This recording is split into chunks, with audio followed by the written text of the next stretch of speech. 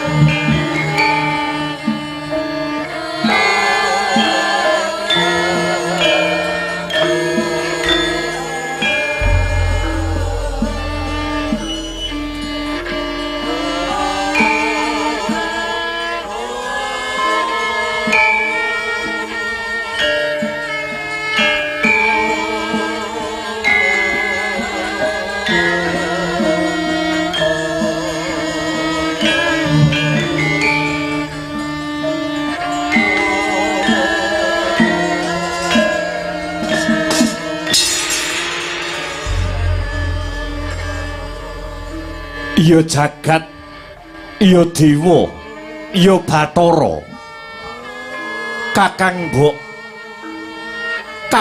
Mbok Hanontowati yen to ditimbang katresnane Wilugonggo marang Kakang Mbok Hanontowati prasasat kaya dene bobote Gunung Mahameru ora ana wong wadon liya ora ana wanita liya ingkang lumebu sajroning kalbu kejaba mung jeneng sira Kakang Mbok Hanontowati wong ayu Yayi Wilugonggo kepriye wong manis tanpa beda kelawan jeneng sira Yayi atiku wis mbok gawa lunga Wilugonggo senadyanto aku kelawan jeneng sira Wilugonggo kuwi maksih sedulur tur umure ya isih tuwa aku krana sira Yayi putrane Raden Janaka dene aku putrane Kanjeng Rama Werkudara lan Kanjeng Ibu Urangayu nanging prasajan wae Di aku wis ora bisa pisah kelawan jeneng sira Yayi merga rumangsaku ya mung Yayi Wilugonggo sing dadi jejantunging atiku aku kepengin urip bebrayan kelawan jeneng sira Yayi Wilugonggo wiwit dina iki nganti sak lawas-lawase Yayi. Kakang Mbok iya rungokno sing dadi prasapane Wilugangga. Aku wani sumpah, aku wani prasetyo, yen perlu jagat iki melu hanyekseni tinimbang wurung dedaupan kelawan Kakang Mbok Hanontowati. Luwih becik tak entengake patine Bambang Wilugangga, Kakang Mbok.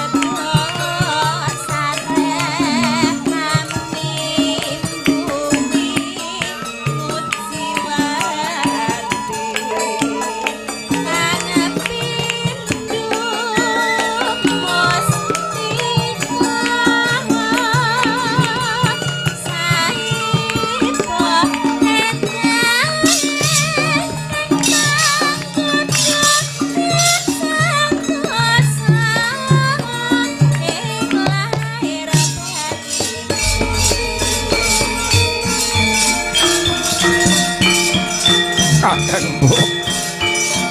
Kowe aja ninggal aku, Kakang Mbok. Kakang Mbok Hanontowati. Kowe aja ninggake Wilugangga, Kakang Mbok. Kakang Mbok. Oh, Kakang Mbok.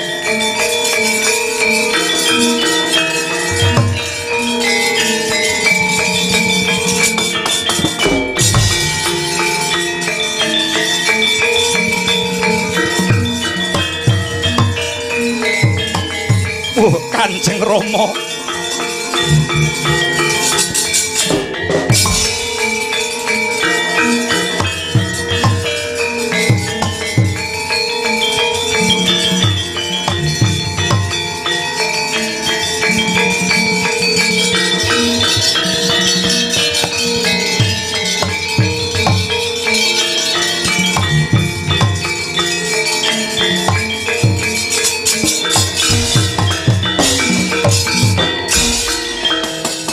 Siung gajah doh mas mirah, Indrajit pantunungipun rikma memes ngembang bakung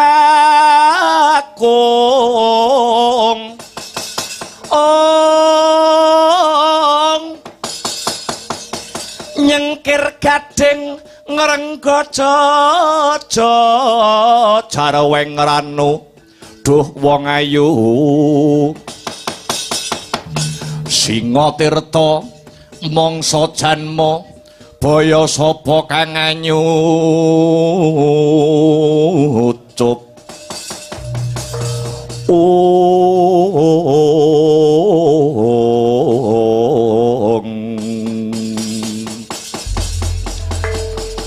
lamun ora sisip ingkang dadi panyawangku iki kaya putraku bocah bagus bocah sigit bocah jentara Bambang Wilugonggo nun inggih duh Kanjeng Rama paduka Kanjeng Rama miji ingkang putra kula pun Bambang Wilugonggo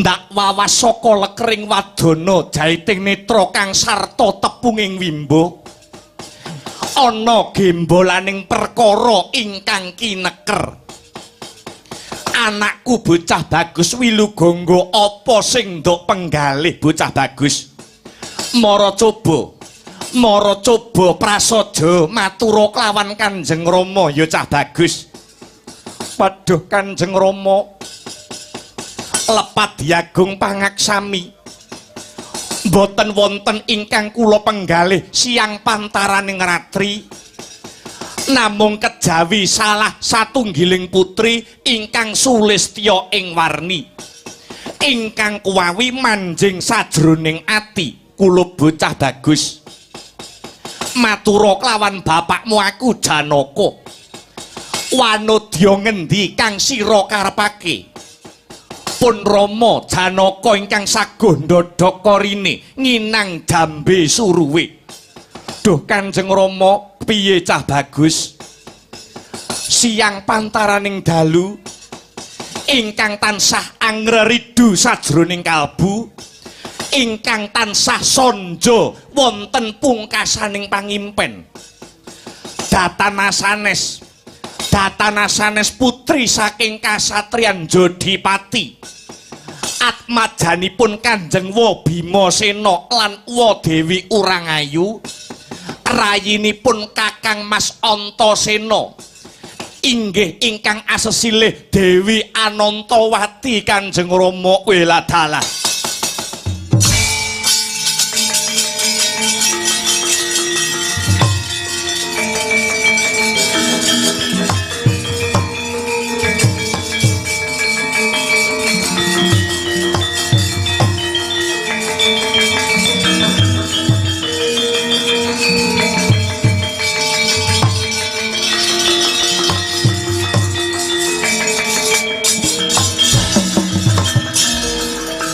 duh kula putraning sun sira iku wis wanci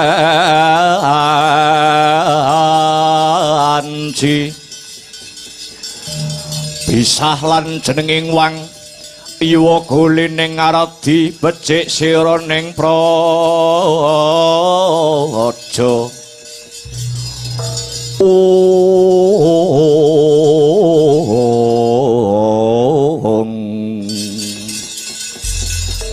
iya jagat dewa Bathara Wasisaning Bathara jagat atmajane Kakang Werkudara adine si Antasena si Anantawati sing ndok karepke nun inggih lakar kaluhuran Kanjeng Rama iya pun Rama banget nayokyani awit biyen kakange si Anantawati ya kuwi si Antasena garwane uga anakku si Manowati supaya nambah rasa raket supeketing paseduluran ing antaraning Jodipati kelawan Madukara sakwuse si Antasena dhaup kelawan anakku si Manowati Dina iki pun Rama kang bakal genti nglamarake jeneng sira Kulup Wilugangga marang Jodipati.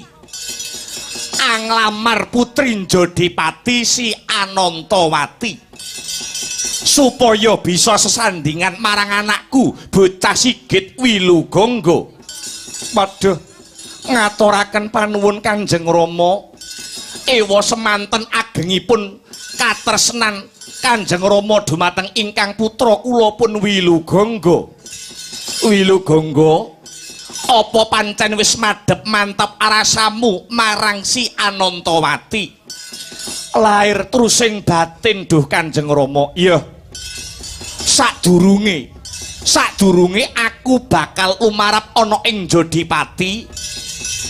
Jeneng sira Wilugangga bakal tak sangoni wujute kawruh. Sangu iki kena kanggo ngadepi gapuraning urip utawa wis manjing ana ing jagating bebrayan. Kersanipun Kanjeng Rama kadosa pundi? Wilugangga, wong lanang kok wis wani rabi kuwi kudu nggondheli patang perkara. Catur perkawis kala wau punapa kemawon duh Kanjeng Rama? Angka 1 wisma, angka 2 curiga, angka 3 turangga, lan kaping 4 angka pungkasan ya kuwi kukila. Maknanipun kados pundi duh Kanjeng Rama? Angka 1 ya kuwi wisma. Wisma kuwi tegese omah. Omah kuwi duweni watak ngiyupi sing manggoni. Yen udan ora kudanan, yen panas ora kepanasen. Maknane wong lanang kudu duweni watak wisma, kudu bisa paring pengayoman marang kulawarga, utamane marang bojo lan anak. Sabanjure angka 2 ya kuwi curiga. Curiga mono tegese keris.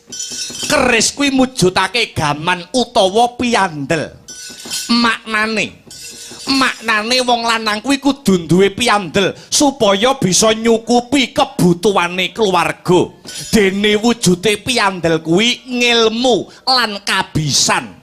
Satemah ngilmu lan kabisan mau kena kanggo golek sandang pangan supaya besok anak bojomu bisa kecukupan kang dadi butuhe. Nuwun inggih duh Kanjeng Rama. Sabanjure angka 3. Angka 3 mono sinebut turangga. Turangga tegese jaran. Jaran kae playune banter, maknane dadi wong lanang kudu banter pamikire. Lantip sing dadi panggraitane. Wekasane bisa kanggo ngudari reruwet madhangake pepeteng apa wae sing dadi perkara ana sajroning bale wisma. Lan sing pungkasan angka 4 sinebut kukila. Kukila tegese manuk. Manuk kae swarane apik, ocehe bisa gawe sengseme kang ngrungokake. Maknane wong lanang kudu nyonto sipate manuk. Tembung sak tembung utawa ucape kudu bisa gawe senenge sing ngrungokake. Sing alus anggone ngucap, aja kasar. Jalaran wong wadon kuwi atine alus. Kesenggol swara banter sithik batine wis keronta-ronta. Lamun catur perkara kuwi jeneng sira Wilugangga bisa nindakake kanthi bener becik. Ndak kira besok anggonmu bebrayan ora bakal nyandung rubeda sawiji apa ngger Kulup Wilugangga.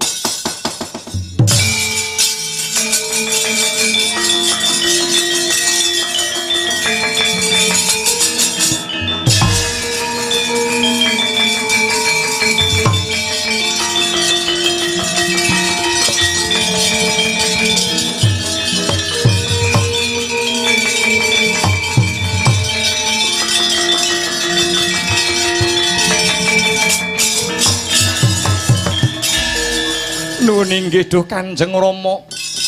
Sedaya pangandikanipun Kanjeng Rama badhe kula pundi dadya pengaji-aji.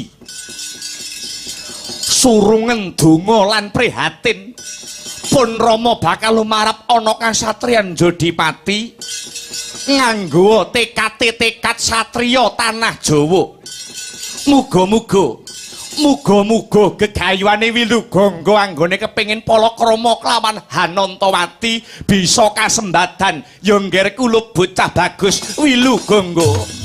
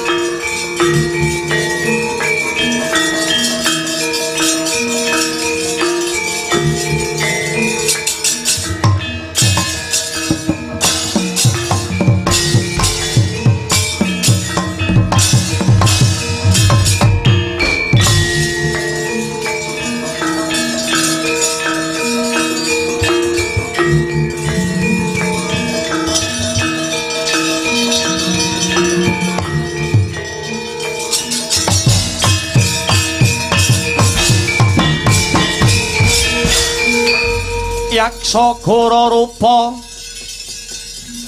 ore sedeng nalendra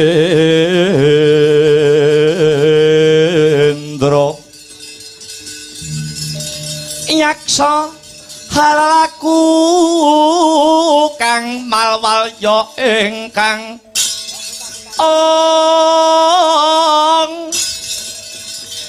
gambira marang arang ngisi siyung metu Prabawa Gora mawalian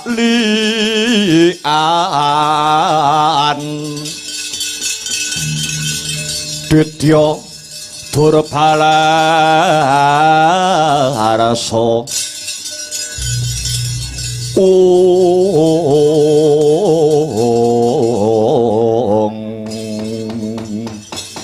woi ladalah Iwang Titi Kalaludra Mas Patik Raja Dewaku Gece wali gece sadat setan wali kobra abdiku sing banget ndak tresnani Togok Tejo Mantri kula wonten dawuh sinuwun Prabu Kirmira amiji dumateng ingkang abdi kula pun Togok Tejo Mantri lan kowe Mbelung Sarawita kula wonten dawuh juragan nimbali kula abdi kula pun Mbelung Sarawita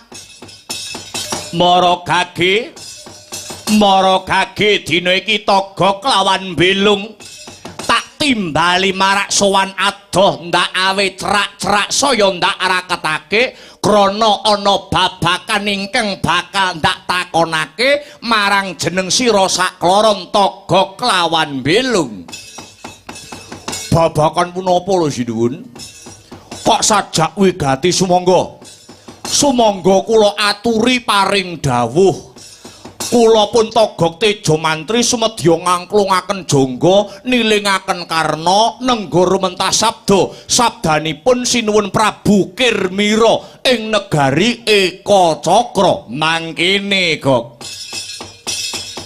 aku Prabu Kirmira bisa Anyakrawati ambau denda dadi ratu sinuyudan saking para sentana lan wadyabala paribasan keceh Raja Brana dadi ratu kondang kaonang-onang kajuwara saindenging jagat raya merga aku nglereh keprabon utawa nyuli keprabone bapakku kang jejuluk Prabu Baka ingkang sakmengko wis jinempana ing angin cinandhi ngawiyat rak ya ngono to Gok inggih leres sinuwun leres Paduka Prabu Kirmira menika putranipun Suwargi Prabu Baka gandeng ingkang Rama Prabu Baka menika sampun seda panjenengan dados putranipun ingkang menang nerusaken keprabon mapan wonten ing negari Eka Cakra mriki. Lah iki sing arep tak takonake to Gok. Aku ngrumangsani ing negara Eka Cakra kene iki ya mung kowe wong sing disepuhake utawa wong sing tuwa dhewe ngerti babakan sejarah ingkang kagelar mapan ana ing negara Eka Cakra kene. Lajeng menapa ingkang badhe dipun tangletaken lho sinuwun ngene. Sudarmaku utawa bapakku Prabu Baka biyen sedane kuwi apa pancen pinundhut ing Gusti krana wis purna sugenge apa merga seda ana ing peperangan nalikane ngadepi mungsuh Maragage Wangsulana. Aku takon babakan sejarah iki krana aku biyen ora menangi sedane Kanjeng Rama Prabu Baka. Kanjeng Rama Prabu Baka seda nalika aku isih cilik. Mula enggal Wangsulana enggal wedharna sejarah kang nyata Gok. Piye Lung? Dijawab apa ora? Dijawab no. jujur penak, Kang. Ngono. Sinuwun, piye to kula tak matur nggih. Piye? Nanging panjenengan kedah mardika ingkang dados penggalipun ampun ngantos jubriya utawi curiga. Ngoten. Dateng ingkang abdi kula pun togok teja mantri. Aja kuwatir kowe abdiku sing tak percaya. Ingkang Rama Prabu Baka menika sedanipun wonten madyaning palagan. Seda ana palagan tegese sedane nalika perang. Lakar kados mekaten. Banjur mungsuhe Kanjeng Rama sapa, Gok? Saenget kula lho nggih. Kanjeng Rama seda menika nalika perang mungsuh tanding kalian satriya panenggak Pandhawa kekasih Raden Bratasena. Inggih Raden Bimasena. Raden Bratasena nalika nyedani Kanjeng Rama niku inggih taksih muda tumaruna. Jenenge Bratasena. Nggih. Sebabe apa, Kok? Kok Bratasena nganti tegel tega nyedani karo bapakku menawi saking pamanggih kula lho nggih. Awit duk kepungkur sugengipun Kanjeng Rama Prabu Baka menika kagungan satunggaling watak ingkang boten sae. Ora becike watake bapakku mapan ana ngendi. Nuwun sewu, ingkang Rama rumiyin niku nggih. Ingkang Rama rumiyin niku karemenanipun utawi senenganipun nuwun inggih menika dahar dagingipun manungsa. Cara kasare Prabu Baka niku seneng mangan daginge manungsa. Pakanane daging wong. Heeh. Apa meneh daging entah ya, Kang? Heeh. Kuwi doyane ranjamak. Iya. Daginge daging entah no ya iso ngemos doko tanduk pindho ping 3. Kuwi daging entah. Iya. Daging sing ora digoreng. Iya, ya. Ya menengo sik aku njelaske babakan sujarah ngono ora. Sujarah negara Eka Cakra. Dados niku lho sinuwun. Pakartine ingkang Rama ingkang kados mekaten kala wau anjalari jireh para warga ingkang mapan wonten ing negari Eka Cakra. Malah wonten dusun-dusun ingkang sami suwung awit wedi nek dipangan karo ratune. Kanjeng Rama seneng dahar daging manungsa inggih nganti rakyate niku entek. Rakyate entek mergo do dipangani. Riyen niku ingkang Rama Prabu Baka menika kondhang ratu sing sekti mandraguna ta sing balung wluting kulit tanpa tanding. Nanging sedaya kala wau sedaya keluwihan niku mesti wonten sing ngungkuli. Wong bagus mesti ana sing ngungkuli baguse, wong ayu mesti ana sing ngungkuli ayune. Wong sekti mesti nggih wonten sing ngungkuli ingkreh kasektenipun. Sapa sing ngungkuli kasektene Kanjeng Rama? Tan asanes inggih namung Raden Bratasena, satriya panenggak Pandhawa. Raden Bratasena nggih. Sakniki dados satriya wonten kasatriyan Jodipati kekasih Raden Wrekudara. Ngono kok nggih. Pelatalah. Kaya winalik sing dadi rasaku kok. Ya, yen pancen kaya mangkono durung bisa ayem lan tentrem sing dadi uripe Prabu Kirmira. Yen durung bisa nyuwargake Kanjeng Rama. Lha lajeng kados pundi? Kados pundi caranipun jenengan badhe nyuwargakaken Kanjeng Rama? Werkudara bakal tak goleki. Yen wis ketemu aku arep males Sasrawirang sedane Kanjeng Rama. Werkudara tiniki bakal tak pateni kok. Lah dalah mengke riyen sinuwun, mengke riyen.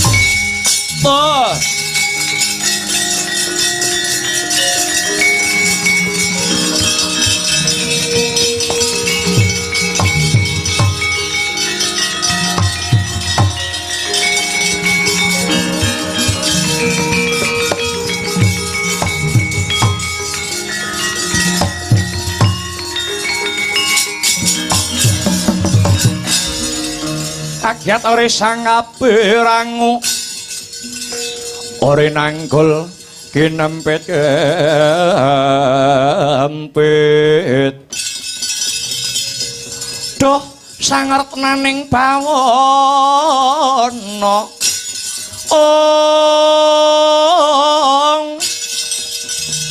ya si tukang malang ati ya si tukang sing tias ya si tukang kudu kering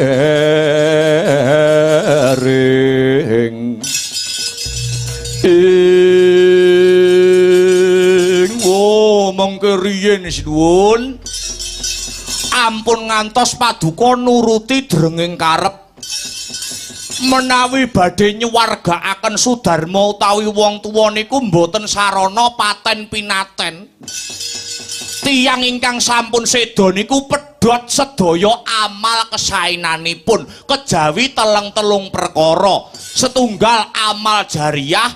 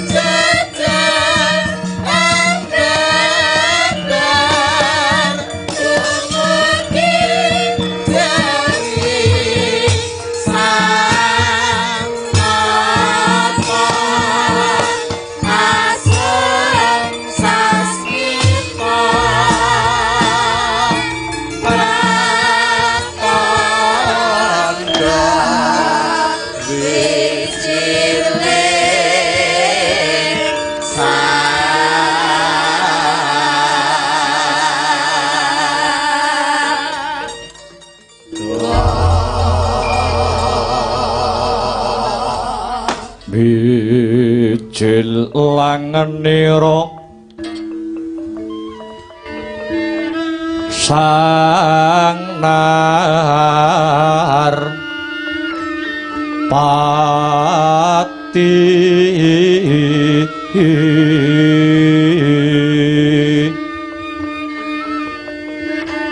lampah hiro Allah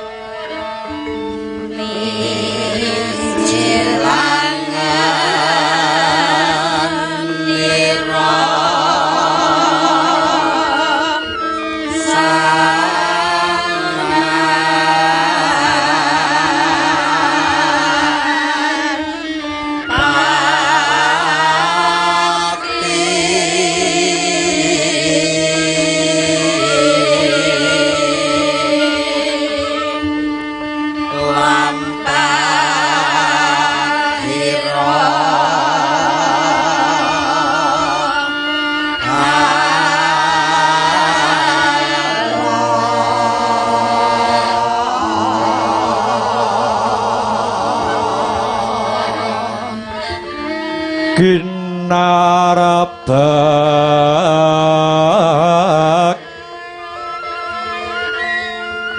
badaya yuwarna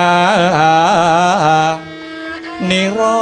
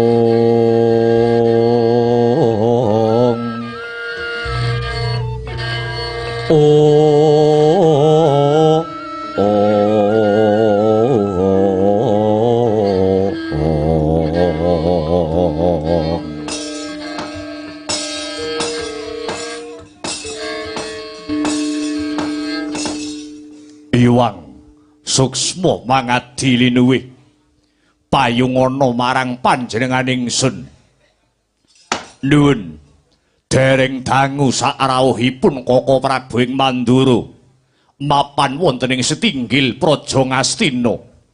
Duh Koko Prabu ingkang rayi ngaturaken pambage panakrami mugi kunjuk sahandhap pepodo paduka Kanjeng Koko Prabu Balarama ingkang katemben rawuh. Jagat Dewa Bathara ya jagat Pramudita. Yayi Yayi Duryudana kadangipun Kakang Yayi dahat katedha kalingga murda lulus Raharja kalis ing pangrencana praptanipun Kakang Mandura wonten ing setinggil negari Ngastina.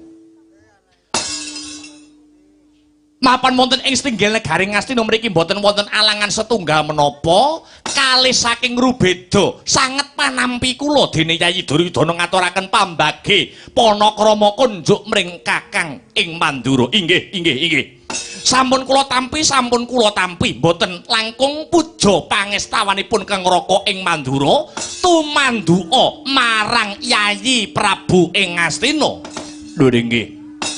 Puja pangestu ingkang rumentah sampun kula tampi. Kula kalungaken wonten ing Jangga. Kapetekaken wonten ing Pranaja rumeketing Wardaya miwah honorah daging kayuwanan.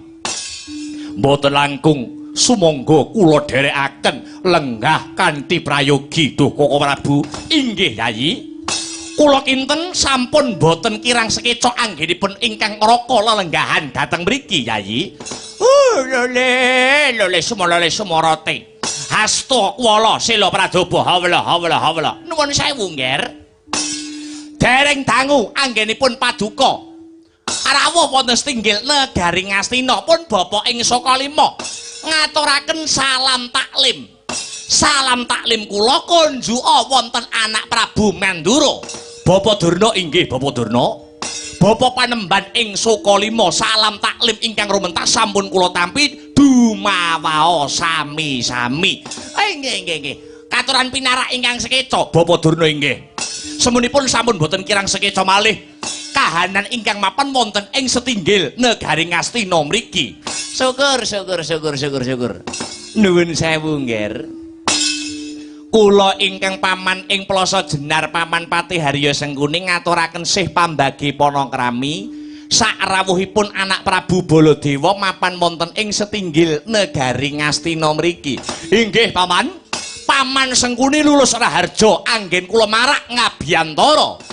Sungkem kula mugi kunjuk nggih, Nger. Inggih, sampun kula tampi dumawaos sami-sami. Koko Prabu, bingaing manah kula mboten kados ing ripalenggahan sak mangke. Dupi kula kerawan paduka jeng Koko Prabu Baladewa. Negari Ngastina ibarat kerawuhan pukulun Bathara Brama. Sepisan malih kula ngaturaken gunging panuwun dene paduka Koko Prabu sampun minangkani pamundhutipun ingkang rayi ing nagari Ngastina. Yayi, kadi dene winalik ingkang dados raos kawula. Rikala semanten pun kakang nampi sedahan Kintaka lumantar gandhek sakembaran saking negari Ngastina. Sedahan kala wau dipun tapak astani kalian Yayi Prabu Duryudana. Surasaning tulis ingkang raka kinen daya-daya lumarap wonten ing negari Ngastina. Gandeng kula sampun kasembadan sowan mapan wonten ing setinggil negari Ngastina. Sumangga kula aturi paduka Kanjeng Yayi ing Ngastina ambabar dhateng ingkang raka. Punapa ta gatining karsa? Ingkang raka Mandura namung badhe ngangklungaken jangga hanilingaken karna nengga rumentas sabdanipun Yayi Prabu Duryudana. Hanjrah Kang Puspita harum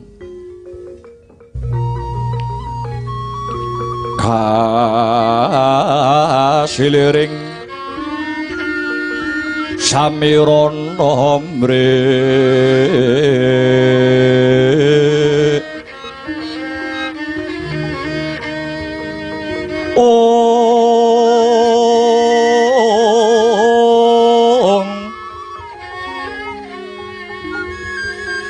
sekar kadung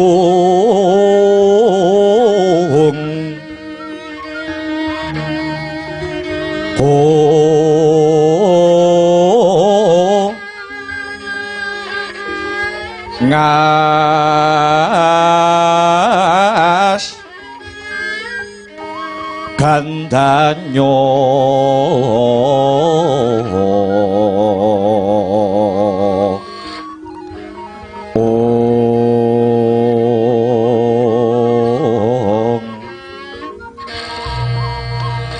maweh raras renaning driya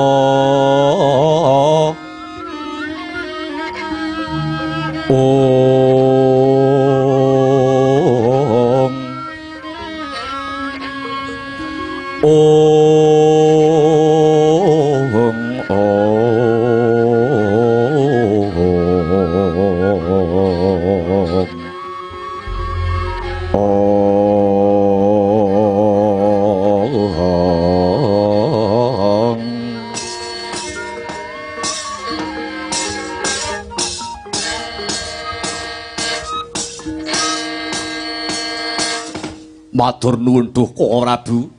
Prasajan Kewala Purwa Wadyawasana samendang datan karempit nyuwun pangapunten menawi wonten klentah-klentuning atur ingkang rayi dumateng Koko Prabu Baladewa. Nun inggih mboten dados sabab suwawi kula aturi paring dawuh Yayi.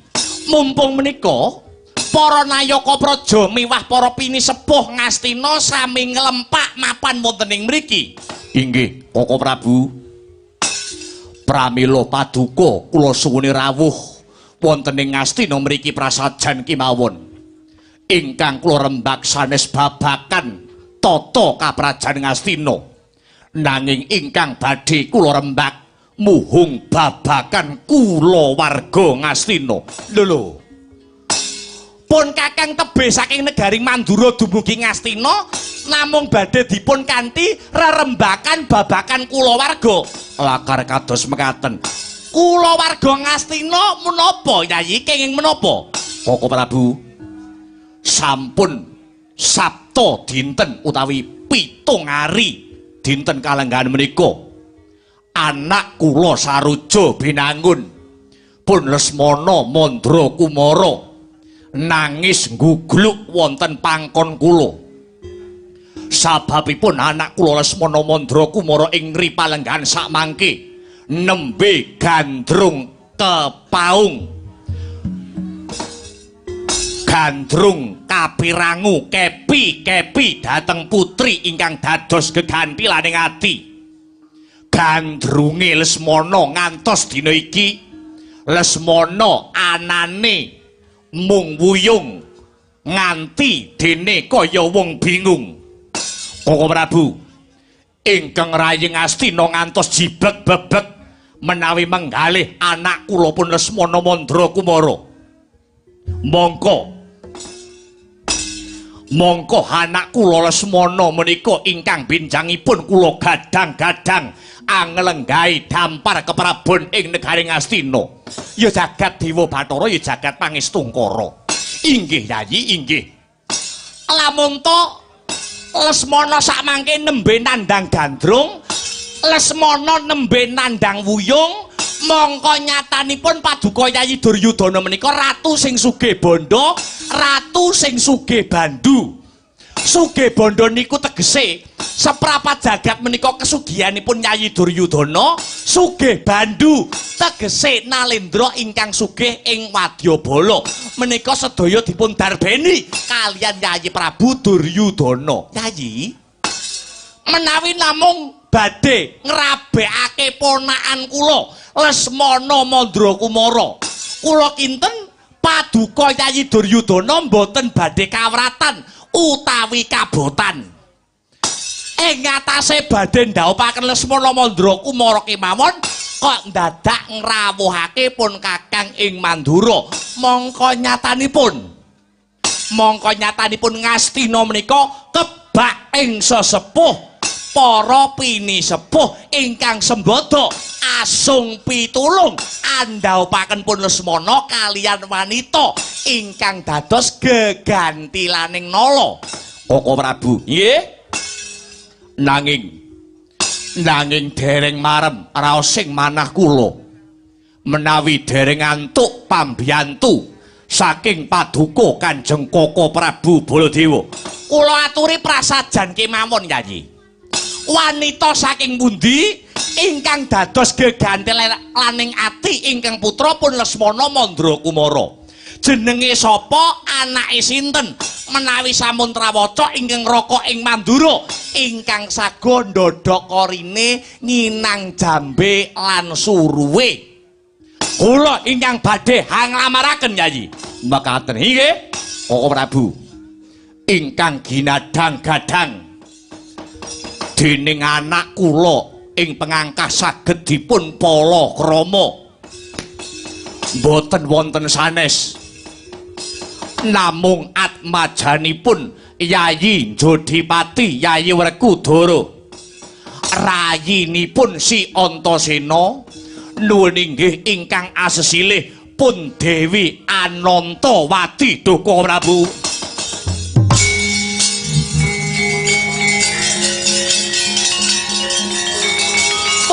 Bakala